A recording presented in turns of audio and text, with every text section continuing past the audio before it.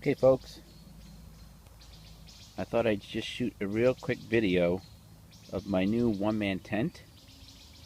This is the Alps Mountaineering Lynx-1. I bought it on Amazon.com for about $90, and I scoured the internet before I made the purchase because I really wanted to see what this tent looked like.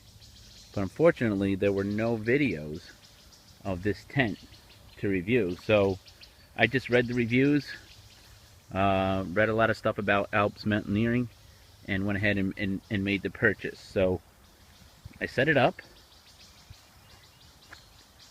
Seems to be well made.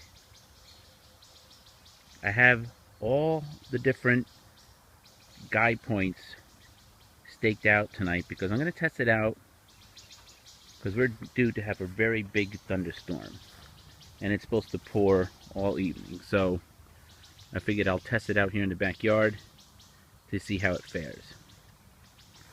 One of the things I like about this is I also purchased with it the Alps Mountaineering Lynx-1 floor. As you can see it there, it's underneath the tent and it secures directly with a grommet to the tent poles as well. Okay, I have it staked out with my own MSR groundhogs. They're a great little tent stake. So like I said, there's going to be a lot of wind tonight and rain, so I wanted to give it a real good test. These are nice. You're finding these on all the tents. My REI quarter dome has this as well, these vents. So I'm glad that that came like that. I'm going to actually close it because it's getting ready to start raining later. And if the rain's blowing, I'm just going to assume that some water can get in there. Okay, I'll close this and then I'll walk around to the vestibule to show you the tent from the inside. You know, it's just a one-man tent, so you can't expect too much room, but the vestibule does have enough. It's also Velcro, which is nice, okay? But it should provide you enough room for your gear, at least that's my opinion. Okay. I'm just going to throw this over the guy wire there so I can kind of give you a peek on the inside. I mean, not a lot of room, but you can definitely stick your gear in here. And tent trucking poles as well. The zippers seem very nice, much like the zippers I see on the other tents I have. I have an REI quarter dome 3 that seems to be a really nice zipper system as well. Okay, here's what the inside looks like.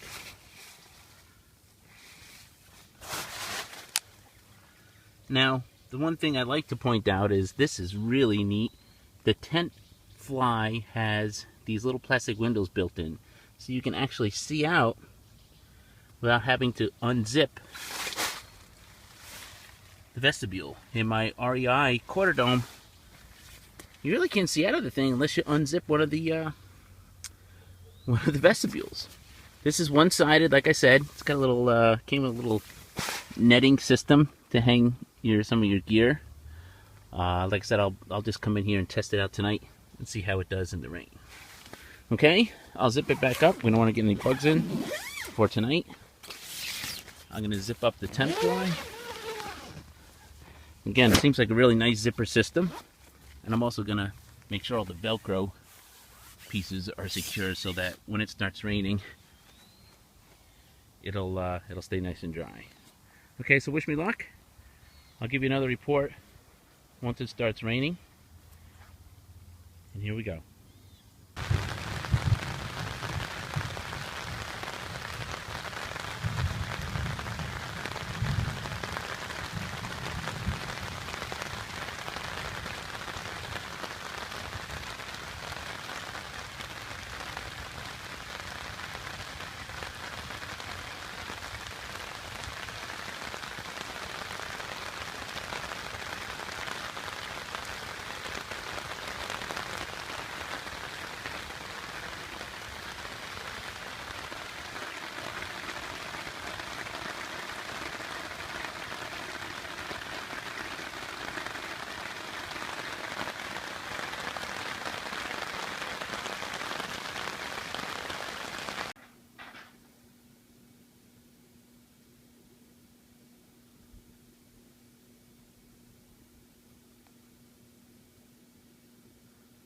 Looks like the Lynx-1's going to get hit.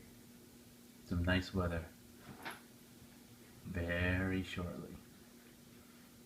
It'll be a real rain test.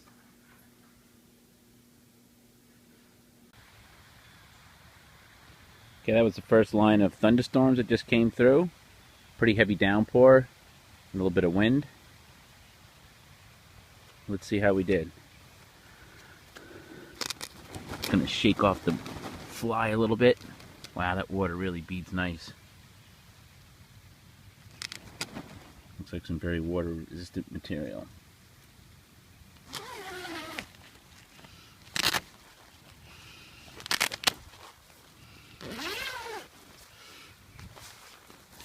I'm gonna try and be careful not to shake any water into the tent, because you know, if you're campers, there's always some water dripping off the rain fly. Check it out. Look inside.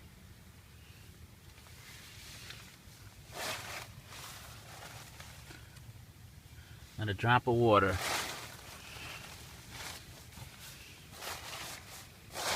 Looks like we might have a little bit of water seeping up from the bottom. But it looks more like a stain than water. So far so good. We'll zip it back up and see what happens after the heavy downpours tonight.